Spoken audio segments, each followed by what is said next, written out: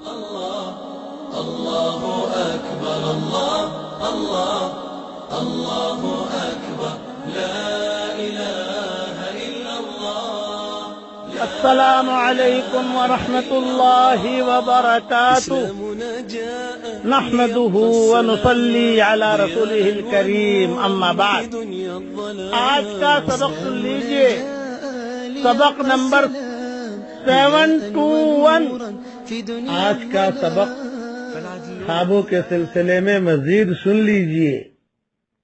مدینہ منورہ میں ایک بادشاہ تھا. اس نے سوچا کہ میں مدینہ منورہ میں ایسی مسجد بناؤں کہ جس میں صرف میرا پیسہ لگے اور کسی کا پیسہ نہ لگے. بہت دھوم دھام سے مسجد بنائی اور پھر اس پر تختی لگوائی. تختی پر اپنا نام لکھوایا، کون سا سن میں بنی وہ لکھوایا. اس زمانے میں تختی پر نام لکھوانا تھوڑا عیب شمار ہوتا تھا، کبھی ریاکاری ہے. لیکن اس زمانے میں میں یہ درخواست کرتا ہوں کہ مسلمان کوئی بھی کام کریں وہ تختی پر ضرور نام لکھیں، تاکہ 100 سال کے بعد 200 سال کے بعد پتہ چلے آنے والی نسلوں کو کہ مسلمانوں نے یہ کام بھی کیا ہے. ہسپتال بنائی تو مسلمان ضرور تختی لکھیں. البتہ اخلاص اپنا اور اللہ کے درمیان ہے، وہ اللہ کے اپنے درمیان رکھے. یہ زمانہ اب تختی کا ہے، تاکہ آئندہ آنے والی نسلوں کو یا آئندہ آنے والے لوگوں کو یہ پتہ چلے کہ مسلمانوں نے وہی ہسپتال بھی بنایا تھا، مسلمانوں نے مسجد بھی بنائی تھی، مسلمانوں نے یہ مسافر خانہ بھی بنایا تھا. اس کا خاص خیال رکھنا، یہ آج کل میری نصیحت ہے. اب خلاصہ یہ کہ جب بادشاہ نے مسجد بنا دی اور اس کا افتتاح کیا، حرم شریف کے ائمہ آئے اور بہت بادشاہ خوش ہوا کہ میں نے مسجد بنائی.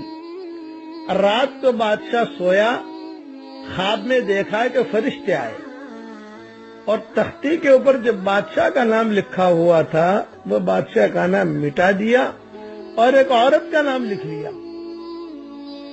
بادشاہ بڑا پریشان کہ بھئی نام تو میرا نام لکھا ہوا تھا، یہ عورت کا نام کیسے آ گیا؟ فوج بھیجی کہ دیکھو کس کا نام لکھا ہے. یوں کہا کہ آپ کا نام لکھا ہے، کسی عورت کا نام لکھا ہوا نہیں ہے. خیر دوسرے دن بادشاہ نے پھر یہی خواب دیکھا کہ عورت کا نام فرشتے لکھ رہے ہیں، بادشاہ کا نام مٹا رہے ہیں. پھر دوسری فوج بھیجی، انہوں نے آ کر یہی خبر دی کہ آپ ہی کا نام لکھا ہوا ہے.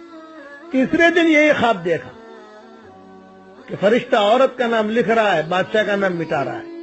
تب بادشاہ خود چل کر آیا، اس نے دیکھا کہ دیکھوں تو صحیح کس کا نام ہے. جب دیکھا تو بادشاہ کا نام تھا.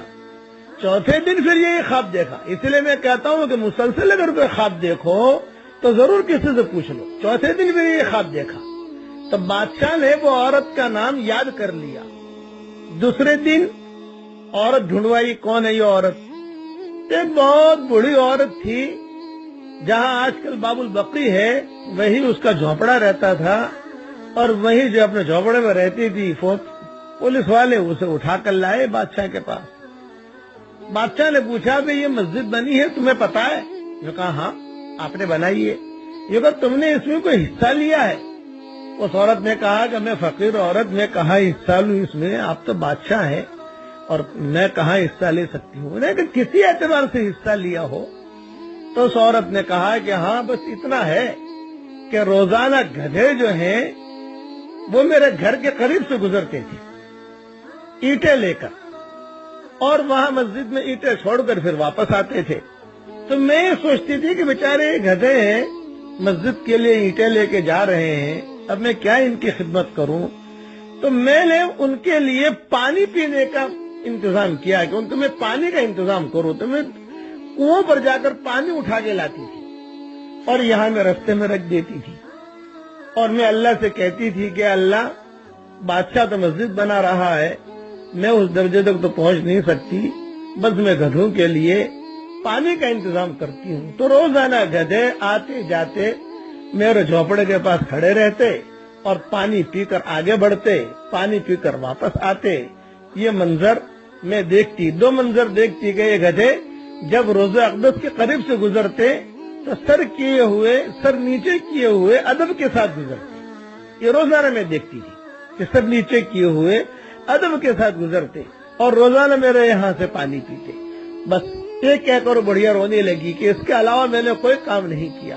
بادشاہ نے کہا کہ بس تو نے جو گدھوں کو پانی پلایا، اس پانی پلانے کی وجہ سے پوری مسجد کا ثواب تیرے حصے میں آ گیا. تو اللہ کے یہاں جو ہے اخلاص دیکھا جاتا ہے، اندر کی نیت دیکھی جاتی ہے. اس سلسلے میں مزید مضمون انشاءاللہ کل بھی عرض کروں گا.